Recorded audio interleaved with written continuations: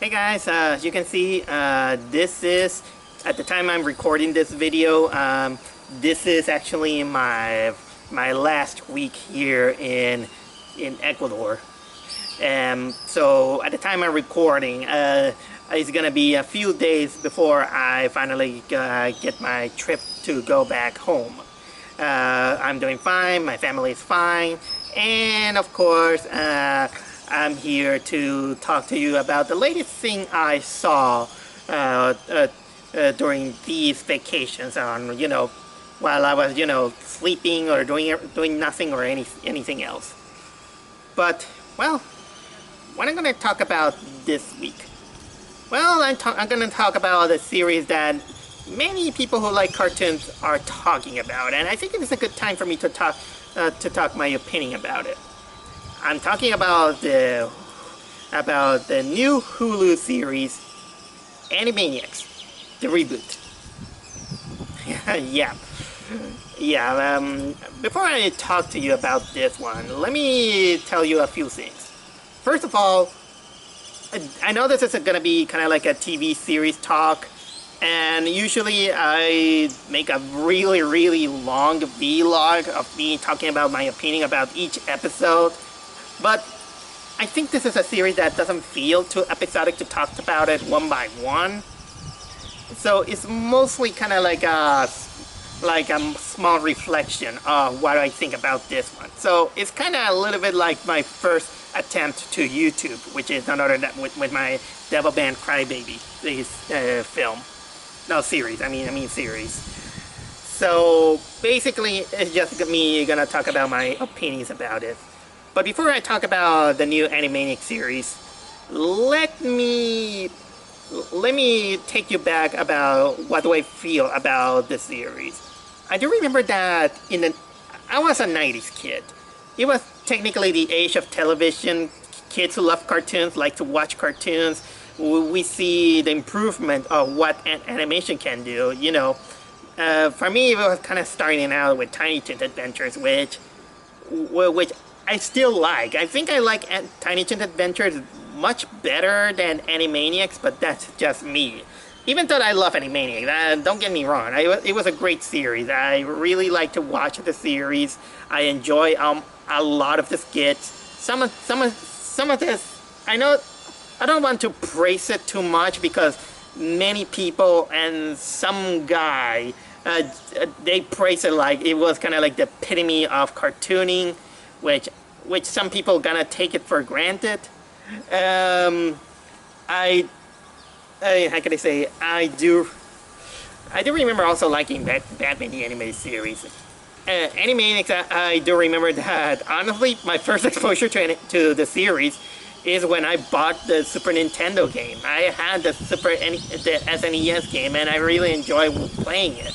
But then I watched the TV series, and I also enjoy it. I was just this kid who like to watch anything that they make me laugh or entertain. Oh my God, that was some golden age of animation. So I did remember that before I began to watch this new Animaniacs series, I began to rewatch some of the Tiny Toon Adventure series as well as some Animaniacs episodes, and they still hold up in one way or another. Some don't, some got a little bit better when you think about it.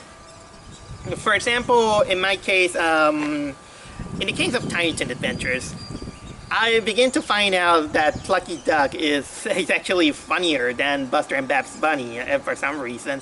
Bless your soul, Joe Alaskey, who made a wonderful performance of this character. And for Animaniacs, some sketches they hold up, some they don't. Even the most controversial ones kind of become some of the better properties of the series.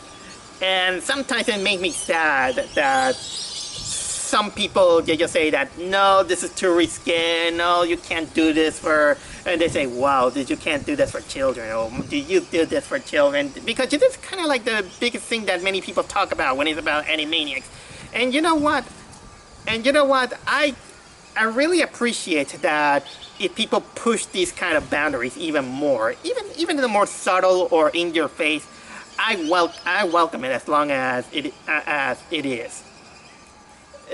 But I also want to tell you that the first instance that I get the news that Animaniacs is gonna be rebooted for Hulu and all these things, my face was skeptical.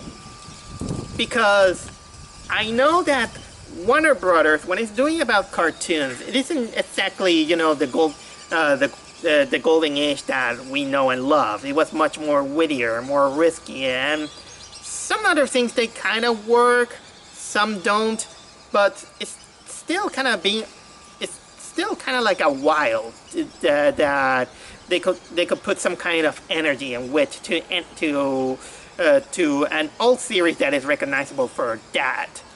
And considering a lot of things that Warner Brothers has been doing during the past years, I was skeptical.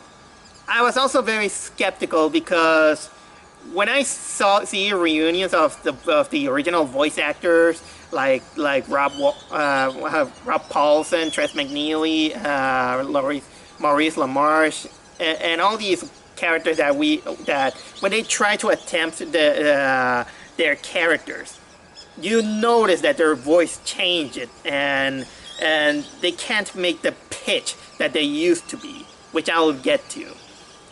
So, in a way, I was skeptical. Even when they begin to mention what they're gonna do with the series and that in which they're gonna keep some things, they're gonna eliminate some, I was extremely worried. And honestly, I finally saw all 13 episodes, and I was half right. I was half right and half wrong, because I enjoy the series, I like the series, but doesn't feel like a good series. Weird. Yeah, it's weird that I said that it looks like a good series, but doesn't feel like a good series. And you will notice immediately a lot about the problems that this series has.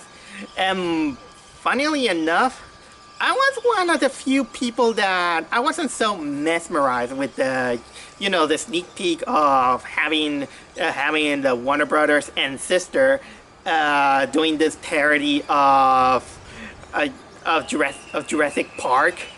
And while yeah, it's well animated, it looks well enough, like it feels a little bit like the series, I was still skeptical. But the funny thing is that the sneak peek came out after I watched at least one episode of this Netflix series,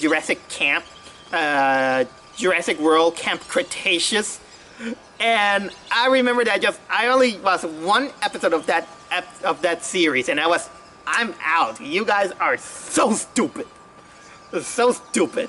So it's funny that the thing when they begin to revive the Warner, it's almost kind of like the same parable of Jurassic World, that you're gonna bring back some kind of character that you just want to get rid of. Okay, for the non-initiated, Animaniacs is mostly kind of like a animated SNL series of comedy sketches, but mostly involving 3 cartoon characters that are a little bit too hipster for producers to handle, or too wacky, or too zany, like the theme song says. And boy, describing Animaniacs is kind of like a tall order. You need an essay about it, but let me get through it. This time, the new series, they have them, return. Even the first episode is just them trying to settle in the new environment, with the new CEOs, new rules from Hollywood. We now live in the era of Wikipedia, smartphones, social media, and all of these things. Yeah, and they also bring Pinky and the Brain, because many people love Pinky and the Brain. I'll get to that just in case. Overall, I'll say this. The series has the correct ingredients. It has the humor, it has the pacing, it has the characters. All the ingredients, almost all the ingredients are there, and they know how to handle it. It has the songs. The songs is gonna take a while to be memorable. But one thing is that you have the ingredients, but the execution of the ingredients is where the series kinda lacks. Because my first biggest complaint that I have with this series is that it misses the point. The series misses the point.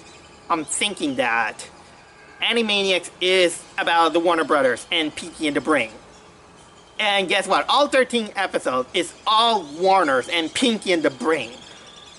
Nothing else. There are only 2 times in which they try to bring out new characters, but no, they didn't. I'll get to those 2 segments in a moment. But they think that the Warners was the heart of the series. Pinky and the Brain, it could have been done, sporadically, because they already had their own TV series. And guess what?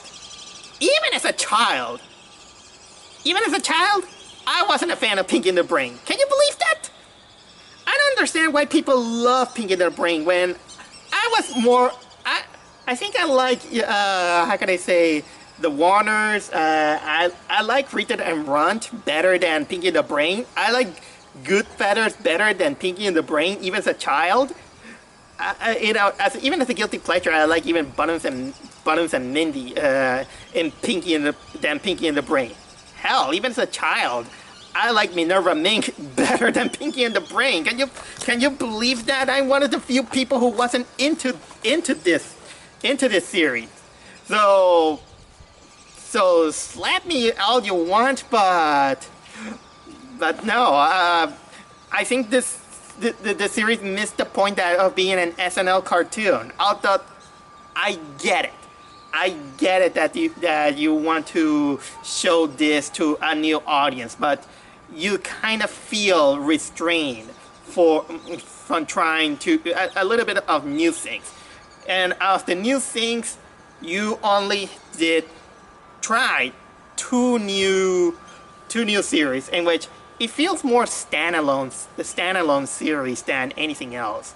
One of them, I think it was called Cindy and the Alien. I don't exactly remember, but it's about this alien who goes to Earth with his armada to invade Earth. But this alien has to push a button to signal everybody that to invade the Earth. But unfortunately, since he's a small size, kind of like a doll size, he's picked up by this little girl who doesn't look like a little girl. She kind of looks like a toddler, from an 8-year-old toddler, who I think she is voiced by an actual toddler. And basically, she kind of treats him like a toy, and of course, shenanigans happen because the alien can't get into it. I think this is kind of like a one-shot in which it could only work once. I don't think that this could work as a complete series. It's kind of like a joke that could die very, very fast. At least Buttons and Mindy had kind of like a more open space for much variety, but this one doesn't feel like it could work. The other new thing, on the other hand, actually kind of cracked me up. Is this, apparently they tried to make this series about this guy who genetically spliced himself into something else that I don't remember, but he kind of turned into a gnome or a dwarf, and this is a gnome that is voiced by the legendary John DiMaggio, in which he apparently he appears on the mouth of people, and he just yells their mouth saying that, "Oh yeah, I want to tell you what this guy is thinking. You stink," or something like that. Like in this case, he saves the marriage of a woman by kind of exposing her inner thought, saying that, yeah, I'm just marrying you because I love you, but you're marrying me because I have money and everything. This note was awesome. This was actually one of my favorite moments of this series. Okay, continuing on. It's time for me to talk about voice acting. I think that the voice acting is good enough, but it's not as good as it was used to be. Although I understand, is that when you grow up or grow older, and voice actors, since they technically use their voice, it comes a time where it kind of matures or it breaks. I consider Rob Paulsen that, while still a great voice actor, I think that he can't pull Yakko anymore. If you compare 90s Yakko with Yakko right now, you notice that he's just voice acting. He doesn't put kind of like the wit that he had with the character. Tress McNeely kind of gave out a more personality to Dot, and but now she doesn't make an effort to make a kind of like a voice with a personality. But you know what? Maybe I could get used to it. What was the name of the other one? The guy that voiced Wacko? I always forget the name of this guy. Oh, Jess Harnell. Jess Harnell, I think he still has the Wacko voice. I'm glad that he still keeps it, even though he kind of toned down a little bit his Ringo Starr accent that he had on the 90s series.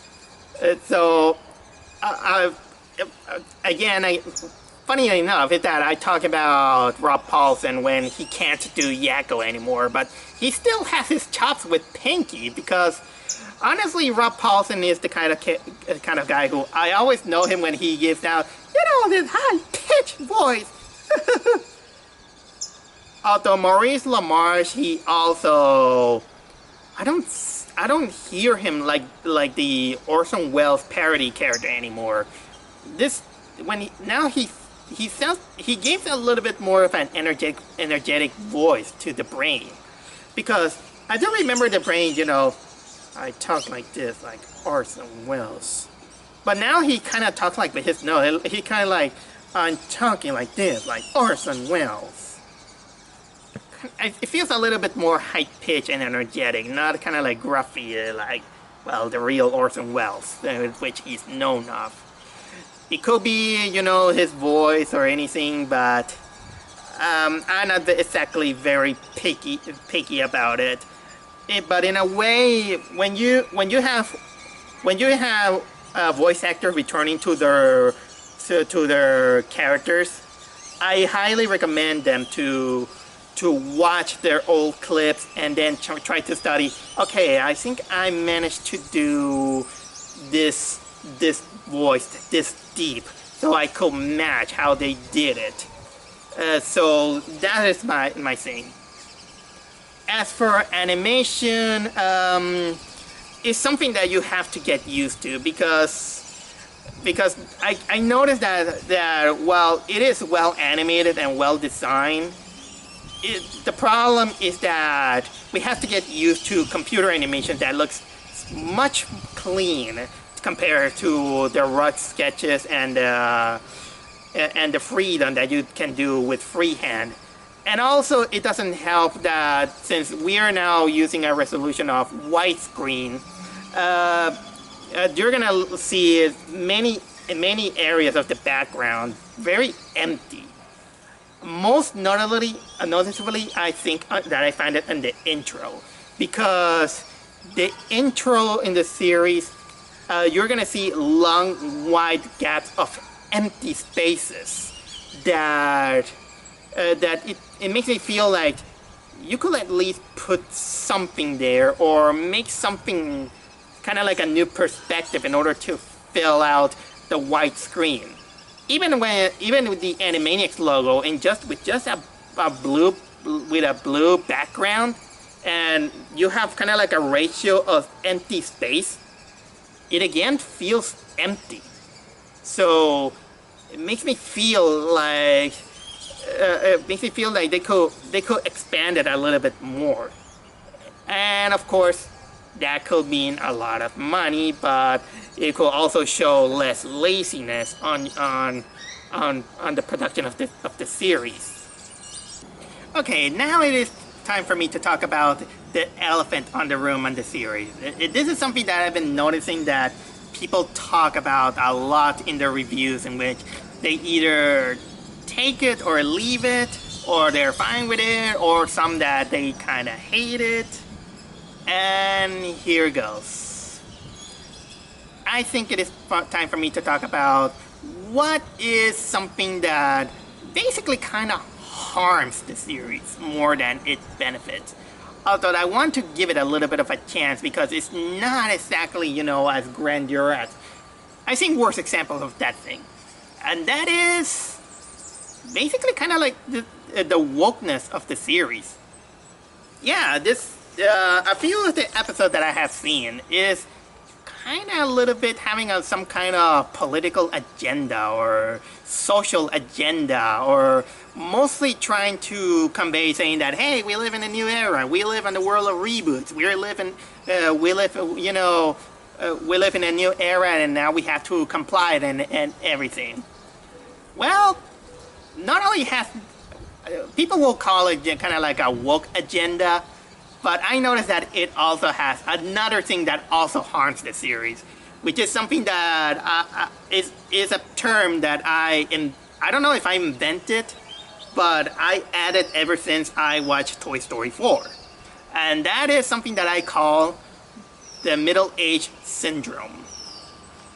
The middle-age syndrome is a term that I use on movies or cartoons that usually are reboots or sequels that technically it kind of showcase characters going through the new age, or saying that, you know what, I did better, now I'm gonna give it to a new generation to show that I grew up, or I'm gonna bring it to a new generation to show them that I'm old, I'm gonna retire, and they're gonna continue on, which basically is kind of like a double-edged sword, in which if you don't do it right, people will accept it, about growth and everything.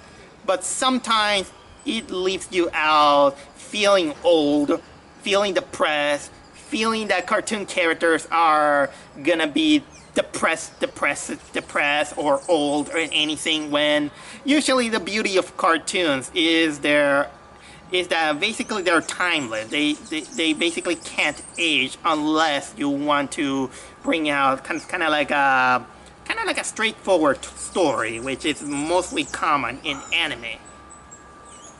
But boy, that this Animaniacs has this one, because there are some moments in which they try to call out to the new generation, saying that, I mean, even the intro kind of shows both the wokeness and the middle-agedness of this. Like, for example, saying that they rise from their graves, that they don't listen to the trolls, that they don't listen to the trolls.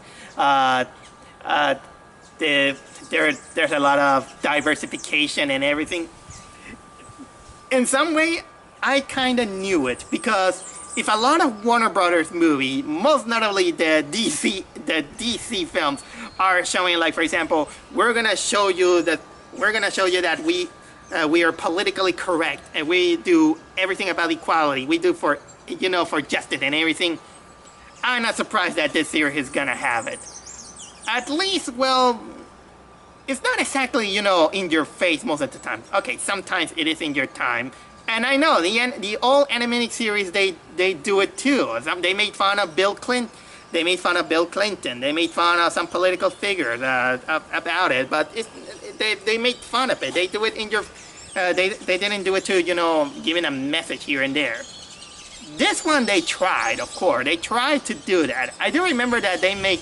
that during the whole 13th series, they only made 5 Donald Trump jokes. There are 5 times that they made fun of the Trump government, which, again, I'm fine. I mean, political figures are always mocked any time, anywhere.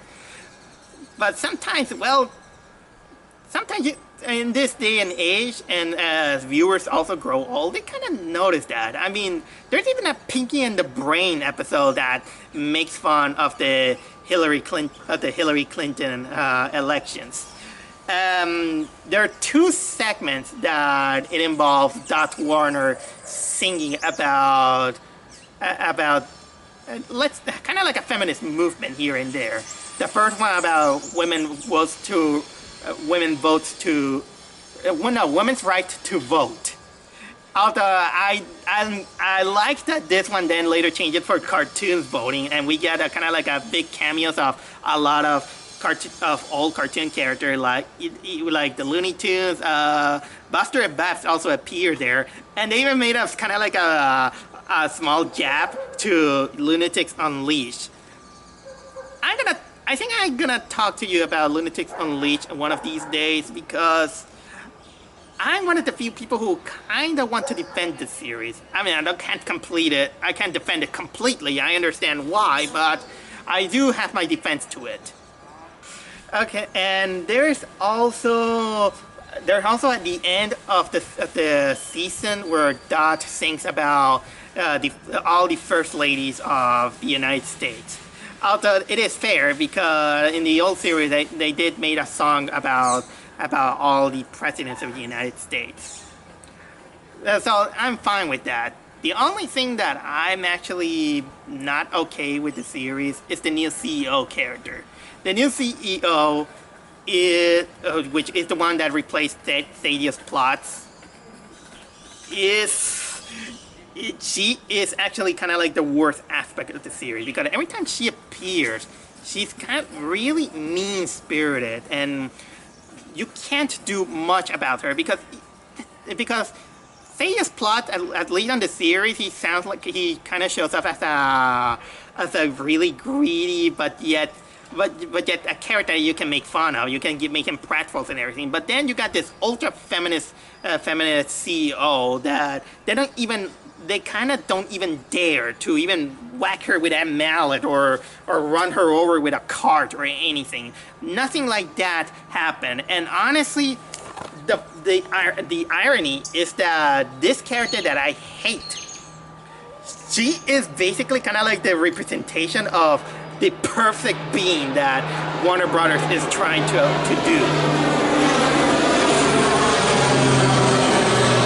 So basically, oh yeah, by the way, yes, Dr. Scratch and Sniff is back too, but they forgot about him and they only use him in the final episode of the season.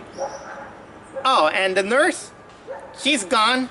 They pull a Miss Bellum of like the new Powerpuff Girls, which is bullshit. And also, you might be wondering, did they even mention the old characters? Well, there is one episode. That episode actually was in the brink of getting a little bit too dark or mean-spirited.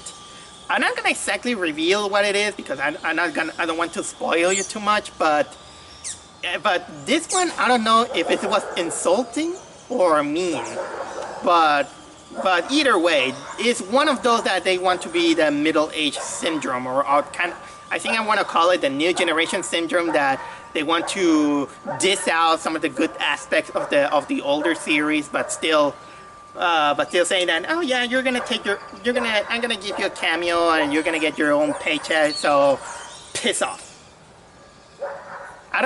So technically, that was kind of like mean-spirited. But I get it.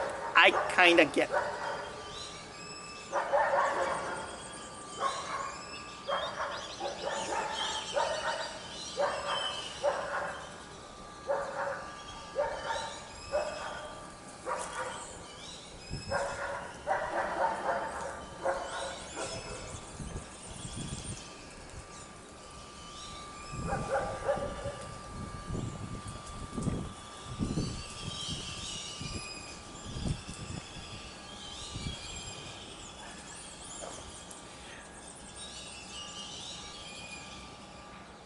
I don't want to get too spoilery, of course, but I do have to mention that some of you might be wondering what they did with some other characters that are not, of course, the Warners and Pinky the Brain.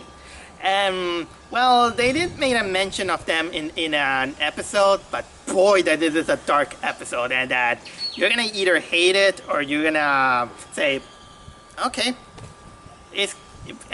Personally, I find it a little bit mean-spirited. It's kind of like giving a check and saying, "Hey, here's your paycheck for your cameos. Now piss off. We don't need you." When these characters were also, I don't mind if they remove, 1 or 2 or 3, but at least keep the most memorable.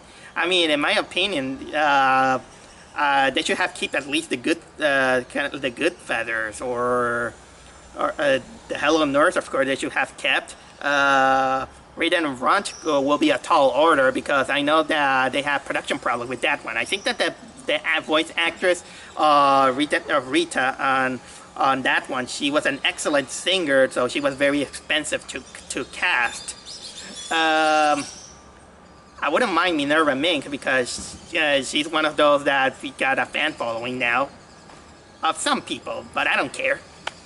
But still, there was that episode that I felt a little bit mean-spirited. Are there some sketches that I like? Well, I think I actually kind of got a dig of that one where Dot kind of becomes a chibi character and becomes to turn everything into practically the chibiest of the worlds. Technically, the best way I can describe it is that what will happen is she turns the world into a panty-stocking world. Also, there was this segment about when they make fun of this reporter, and they say, "Hey, what's the issue? What's the issue?" That was actually my favorite of the jokes. I also told you that I really like the gnome that pops out from this woman's mouth. That's all that I have to say. So in the end, that's all my personal opinions of the new Animaniacs series. Is it a bad series? No, it isn't. I appreciate the effort that they went to.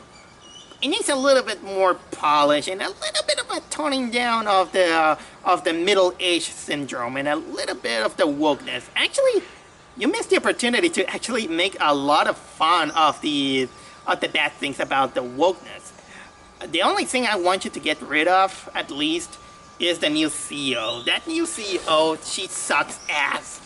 And honestly, I hope that they make a survey and take in consideration at least some of the things that work and some things that doesn't. Again, Animaniacs, as far as we remember, or as far as people acknowledge, is more than just the Warner Brothers and Pinky and the Brain. They're good, they're humor, but Animaniacs was more than that. It was more than that, and I just hope that they take notice and come up with something better than what they use.